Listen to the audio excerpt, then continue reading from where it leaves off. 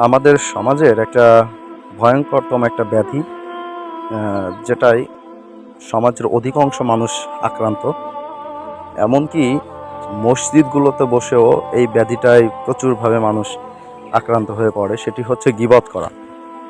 সমাজে গীবতটা যে এত পরিমাণে বিস্তৃতি লাভ করছে যে 2-4 জন মহিলা একত্রিত হলে গীবত শুরু হবে, 2-4 জন মুরব্বীরা একত্রিত হলে গীবত শুরু হয়ে যাবে, এবং চায়ের দোকানে গিয়ে চা খাইতে বসলে গীবত শুরু হয়ে যাবে।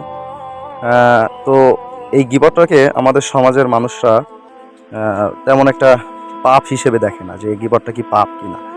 তো দেখেন, এই গীবত সম্পর্কে আল্লাহ সুবহানাহু ওয়া তাআলা নিজে নিষেধ করছেন মানুষের নামে গীবত করতে। যেরকম সূরাতুল হুজরাতে আল্লাহ তাআলা নিজে বলেছেন, যদি কেউ গীবত করে সে যেন তার মৃত ভাইয়ের গোশত খেলো। এবং আল্লাহ তাআলা এই আয়াতে ব্যাপকভাবে বলেছেন যে তোমরা গীবত করো না, গীবত থেকে বেঁচে থাকো। এমনকি নবী করিম সাল্লাল্লাহু আলাইহি ওয়াসাল্লাম থেকে বর্ণিত মুসলিম শরীফের 2590 বা 89 নম্বর হাদিস এরকম আছে যে গীবত থেকে আল্লাহ রসুল বেঁচে থাকতে বলছেন, এবং গীবত কত বড় ভয়ঙ্কর তিনি এই হাদিসে তুলে ধরছেন।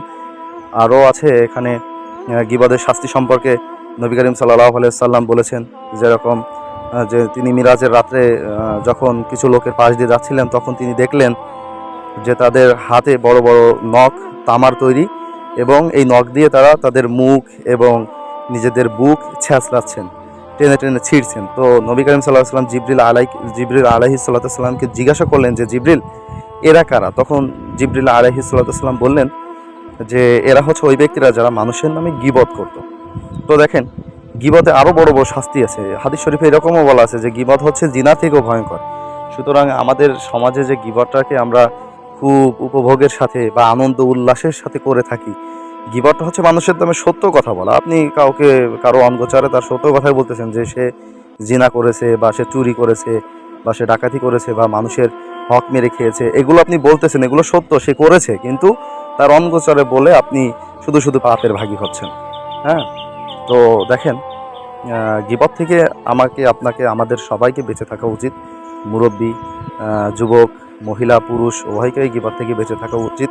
আর গীবত এটা সত্যিই অনেক বড় একটা পাপ, যদিও আমরা এটাকে পাপ মনে করি না। তো আল্লাহ তাআলা গীবতের এই ভয়াবহ মহামারী থেকে আমাদের, আপনাদের সবাইকে, সমাজের সবাইকে আল্লাহ তাআলা হেফাজত করুক। আমিন। আসসালামু আলাইকুম ওয়া রাহমাতুল্লাহ।